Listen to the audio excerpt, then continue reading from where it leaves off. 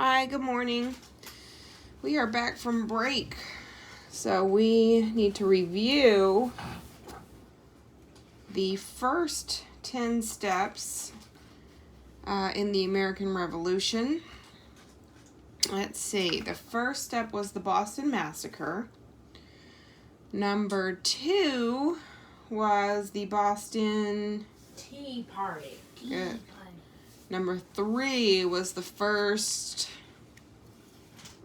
Number 3 was the first. Continental Congress. Good. You should be playing with yourself, not. And I don't want y'all playing with each other. You're gonna have your toys for you. Number 4 was Patrick Henry's fiery speech. Do you know what came after that? Number 5. Paul Revere's Ride. So we have Boston Massacre, Boston Tea Party, First Continental Congress. Wasn't there the second Continental? Patrick Henry's fiery speech, Paul Revere's Ride. Number 6 were the battles of Lexington and Concord. Number 7. Do you remember number 7? The second Continental Congress. Very good. Number 8 was the colonial defeat, meaning the colonists were defeated at Bunker Hill. Number 9, Thomas Paine published Common Sense. And number 10, the Declaration of Independence. Yes, what did you want to say? I was going to say. Sorry. Go ahead, Cal. I was going to say. Well, never mind. It was already said. Okay. I was just going to ask if I could say some of. I was just going to ask if I could guess one of the numbers. Okay, let's move on to the American Revolution Part 2, the next 10 steps. This is on page 55. So this American Revolution we're talking about is from 1776 to 1783. So here we are in Part 2. To get to victory and a new constitution, we have 10 more steps. We left off at the signing of the Declaration of Independence. Copies of it were circulated throughout the colonies, where people had put up liberty poles to circle around and dance and sing. There was a special copy of the Declaration delivered on horseback to General George Washington. He was in New York at the time. I wonder what he felt in his heart. That's what Miss Hobart says. Being that he had already seen the spilling of so much blood, I suspect he envisioned more loss of life to pay for independence that was being declared. Washington's mission, which was to defend a new nation, is where we'll pick up today. So step 11 is he crosses the Delaware River. The last we saw of the British troops, they had abandoned Boston. They first went to Nova Scotia. They needed to gain some strength. Then they moved to New York. So it's kind of like, this country, they're moving around because it's still technically the area that they've claimed and that they have declared as theirs in the what war? Revolutionary. French and Indian War. But this used to be Spanish controlled or British controlled? What you mean this? Nova Scotia, I think, used to be French controlled. Not New York? Oh, you mean in D.C.? No.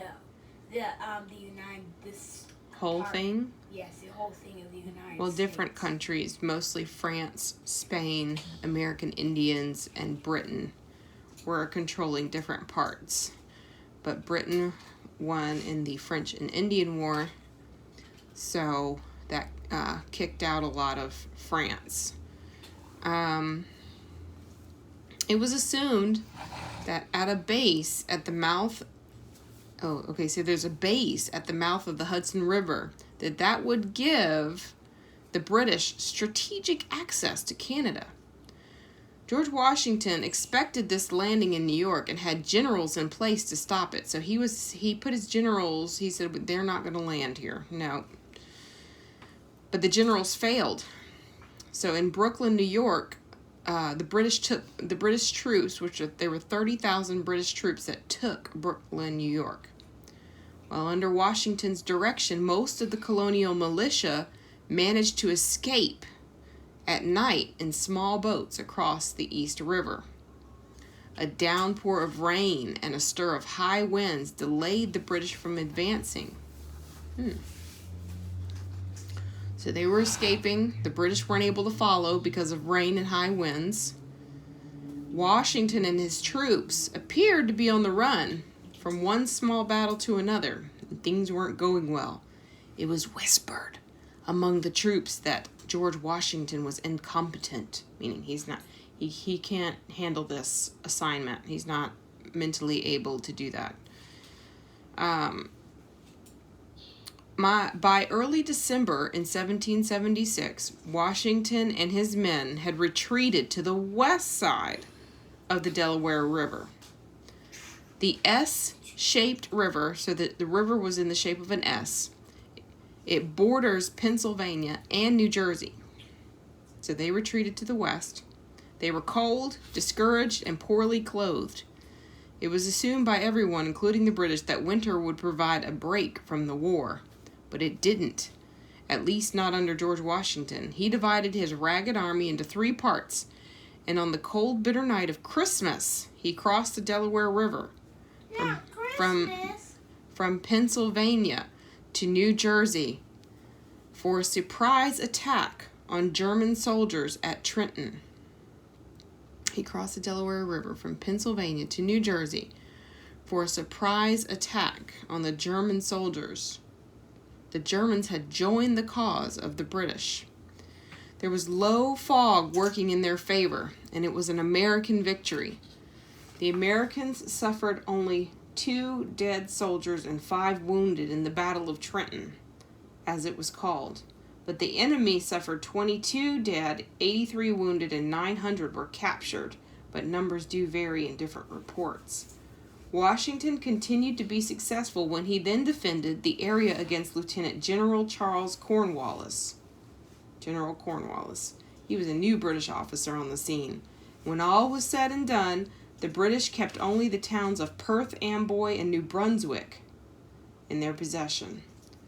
Confidence in General Washington was restored, and his men were once again loyal, and the Continental Congress backed him, but the war was far from over. Yes, Cruz. I was going to say that wasn't there a famous piece of painting like that one on that page that was painted?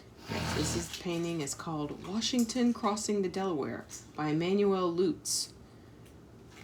Captures the tenacity of George Washington at critical moments. His critical moments. Critical moment is a very important moment for the rest of the war. It was critical that he win at that time. Okay.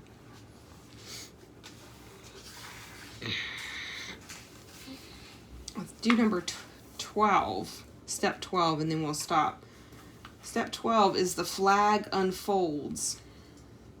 About 6 months after Washington successfully crossed the Delaware, that what makes me wonder that, like, what were they doing? Did you see all that ice in the picture? It's a lot of ice. What were they doing in the 6 months? Like, were the soldiers still fighting? The Continental Congress passed the Flag Act to make the Stars and Stripes official. It was not the first time a flag had flown for the American militia. George Washington first hoisted a flag above his base near Boston on January 1st in 1776. It had 13 red and white stripes and the British Union Jack in the upper left corner.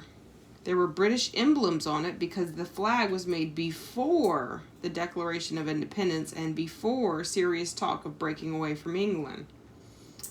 Of course, that all changed after July 4th, 1776. Tradition says that Betsy Ross, as early as May of 1776, was recruited in Philadelphia to sew the first flag of the United States of America.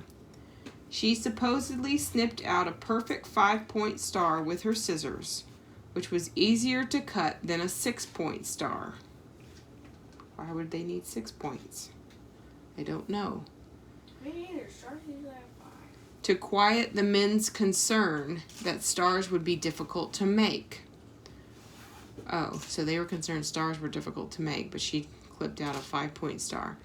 Whether this story is true or not, on June 14th in 1777, Congress resolved in the Flag Act, Congress said that the flag of the United States may be made of 13 stripes, alternate red and white, that the Union be 13 stars, white in a blue field, representing a new constellation. And so it was that the flag of the United States was born. Yes, yeah. I know why would have had 6 points. Why? Because sometimes on Christmas the star has 6 points. Oh, Jesus' star. that's a good point. Get it? I didn't mean for that pun. You mean the Star of David. That's what you mean. Yeah. But that's a good point. I can't stop saying it. It's because the main part is beach. Okay, we're going to stop on page 57. Thanks for joining us. We'll see you next time. Probably tomorrow.